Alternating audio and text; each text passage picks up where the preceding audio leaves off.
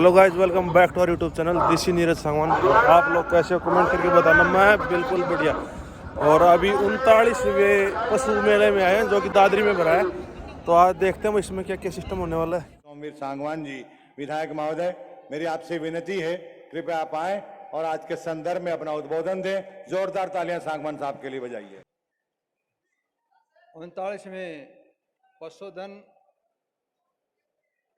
जयंती प्रदर्शनी पर उपस्थित सभी पशु प्रेमी, मेरे बुजुर्गों, भाइयों, नौजवान साथियों, इस समारोह में उपस्थित बहुत ही आदरणीय राज्यसभा के सांसद भाई विपुल कुमार जी, पूर्व मुख्यमंत्री त्रिपुरा हरियाणा बीजेपी के प्रभारी, बहुत ही आदरणीय वरिष्ठ मंत्री भाई जेपी जयप्रकाश दलाल जी, मंच पर उपस्थित बहुत ही आदरणीय पशुधन विकास बोर्ड के चेयरमैन भाई धर्मवीर मिर्जापुर जी, भाई सुखमेंद्र मांडे जी, भाई सतेंद्र परमार जी, मंच पर उपस्थित सभी अधिकारीगण, प्रदेश के कोने कोने से आए हुए तमाम पशुपालक अधिकारीगण, प्रेस, तमाम, मैं दादरी हलके की नुमाइंदगी करने के नाते, जनप्रतिनिधि होने के नाते आप सबका यहाँ पहुँचने पर तय दिल से आभार प्रकट करता हूँ, धन्यवाद करता हूँ।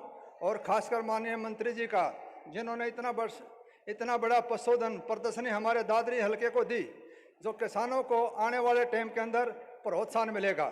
मैं 2-3 बातें माननीय मंत्री जी के संज्ञान में लेता हूं, जो इस इलाके के लिए और पशुधन के लिए बहुत ज़रूरी है।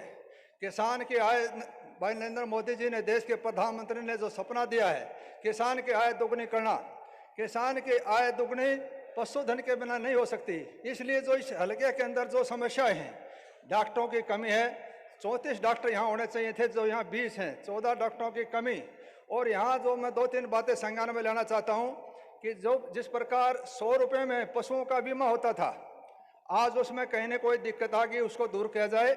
जो गाय के सीमन के लिए 400 रुपये की फीस लगती है, गरीब आदमी उसको वहन करने में दिक्कत आती है, तो मेरी मंत्री जी से भी एक ख्वाहिश है कि उसको 100 रुपया कर दिया जाए।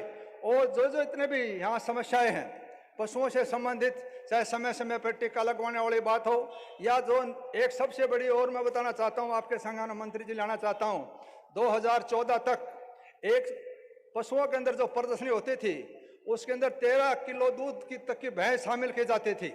आज वो बोर्ड ने उसको 18 किलो कर दिया। 18 किलो की भैंसें बहुत कम हैं, इसलिए उस प्रदर्शनी के अंदर 13 किलो की जो भैंस है उनको भी शामिल किया जाए, जिससे हमारे कटड़े ज़्यादा बिकेंगे और विदेशों में जिसकी डिमांड है। तो इसमें सोर्स ऑफ इनकम का साधन होगा किसान का। समय का अभाव है, कहने को तो बहुत कुछ था, इसलिए पुनः तमाम बहन भाइयों का, पशु प्रेमियों का, आज कमेटी का, भाई जेपी दलाल जी का, विपुल कुमार जी का, सबका इस दादरी की पावन धरती पर पहुंचने पर तय दिल से आभार प्रकट करता हूं। धन्यवाद। जय हिंद, जय भारत। बोलो भारत माता की, गौ माता की। भाई जोरदार नारा लगाओ, क्यों? बोलो गौ माता की। आज हमारा परम सौभाग्य है कि आज के कार्यक्रम में मुख्य अतिथि के रूप में बहुत ही जुझारू नेता, जिन्होंने 30 साल से कम्युनिस्टों की सरकार को उखाड़ के फेंका, 4.25 साल तक प्रदेश के मुख्यमंत्री रहे, और अब हमारा सौभाग्य है कि हरियाणा की जिम्मेदारी इनको मिली।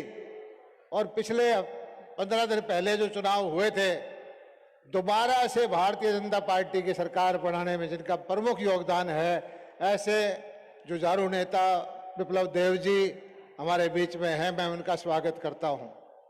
मेरे छोटे भाई विधायक यहाँ के सांगवान साहब, हमारे सुखविंदर सांगवान जी, सोरान जी, परमार साहब जिलाध्यक्ष हैं, मेरे विभाग के अधिकारी मैडम अवनीत कुमार, जयवीर आर्य, लोरा साहब, रंगा साहब, बाकी सब डॉक्टर साहिबान, पत्रकार, छायाकार बंधुओं, और सबसे जरूरी हमारे जो माँ बाप, माई बाप बैठे हैं, मेरे सारे किसान भाई, पशुपालक भाई। ये बड़ा सौभाग्य की बात है कि ये प्रदेश स्तरीय मेला अपने ज़िले में 3 दिन का है, और जो सबसे ज़्यादा पशु प्रेमी हैं, अच्छे नस्ल के पशुपालक हैं, वो आज हजारों की संख्या में आपके बीच में इकट्ठे हो रहे हैं।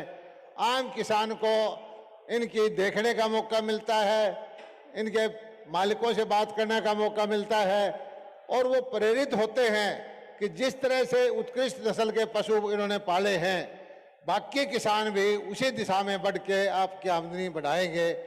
और मोदी जी का जो लक्ष्य है किसान की आमदनी बढ़ाने का, उसमें सबसे ज़्यादा योगदान हो सकता है तो पशुपालन के द्वारा हो सकता है, भेड़ पालन के द्वारा, बकरी पालन के द्वारा, पशुधन के द्वारा ही हो सकता है।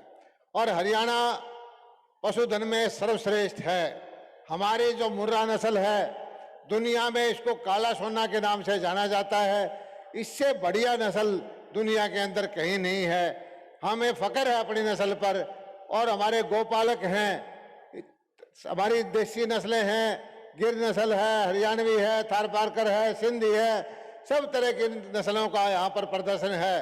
मैं समझता हूँ कि इस तरह की नस्लों को बढ़ावा दे करके, गोपालन करके हम किसान की आमदनी को बढ़ा सकते हैं। मैं हरियाणा के मुख्यमंत्री जो वित्त मंत्री भी हैं, उनका धन्यवाद अदा करता हूँ कि हमारे यहाँ गौ सेवा का जो बजट है 10 गुना बढ़ाया है। उसका बहुत सुखद परिणाम इस साल में आएगा।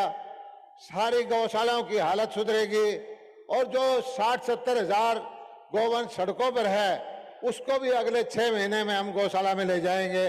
किसान भाइयों को जो चिंता होती थी कि फसल में गौ नुकसान कर देते थे, वो अब बिल्कुल नहीं होगा। और मेरे सांगवान साहब ने कहा है बीमा का कुछ दिनों के लिए बंद हो गया था, पोर्टल चालू हो गया है, मार्च के महीने में है और दोबारा के हमने टेंडर कर दिए हैं। ये बीमा की राशि भी घटाएंगे हम और बीमा दोबारा शुरू हो गया है। मैं समझता हूं कि हरियाणा पहला प्रदेश है देश के अंदर जिसने 8 लाख पशुओं का बीमा किया है। 54 करोड़ के ज़्यादा की राशि पशुपालकों को दी है जिनका नुकसान हुआ है। और हमारी कोशिश ये होती है कि किसान के जोखिम को सरकार अपने ऊपर ले, चाहे वो फसल का बीमा हो, चाहे पशुपालन का हो, चाहे और किसी चीज़ का हो, और उसके द्वारा किसानों की सेहत सुधारने का, उसकी आर्थिक हालत सुधारने का काम करता है। और सबसे बड़ा काम हम जो करने जा रहे हैं अब, इस बार मुझे जानकारी है जब किसान का बड़ा पशु गाय भैंस बीमार होती है, हॉस्पिटल 3 किलोमीटर दूर है, डॉक्टर कहता है जी हॉस्पिटल लेके आओ, और बीमार पशु को आप ले जा नहीं सकते। इससे किसानों को संकट आता था। इस संकट का समाधान मोदी जी के नेतृत्व में जो नीति बनी है मोबाइल वैन की, हरियाणा के अंदर 70 मोबाइल वैन अगले 1-2 महीने में और 5-6 महीने में 200 मोबाइल वैन चलेगी, जिसके अंदर डॉक्टर भी होगा, जिसके अंदर दवाई भी होगी, और एक कॉल सेंटर बनाएंगे हम। एक नंबर देंगे, जैसे पुलिस का नंबर है इसी तरह से सिंगल नंबर देंगे। आपका कोई पशु बीमार होता है, उस नंबर पर डायल करिए।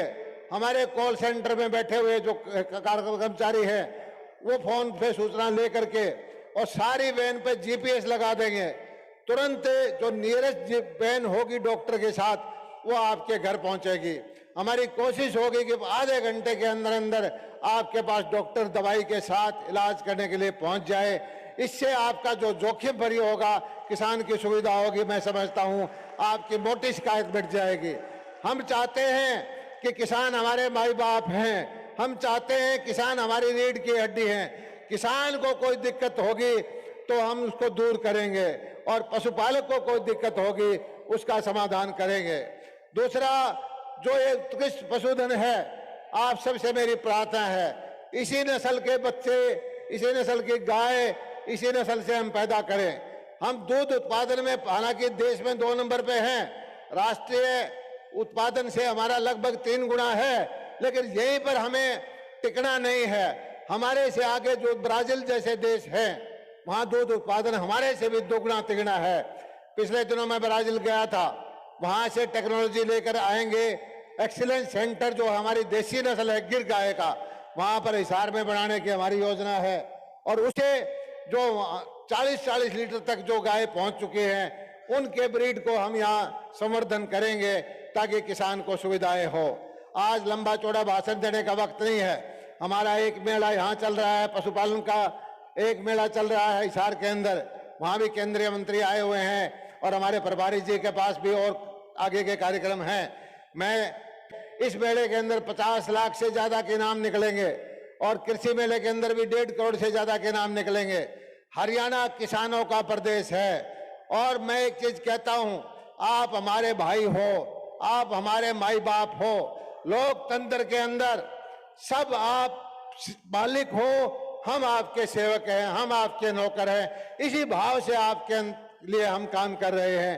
वो जमाने गए कि पुराने जमाने के अंदर एक मानसिकता आ गई थी, आपका वोट लेकर ये लोग आपके ऊपर हुक्म चलाते थे।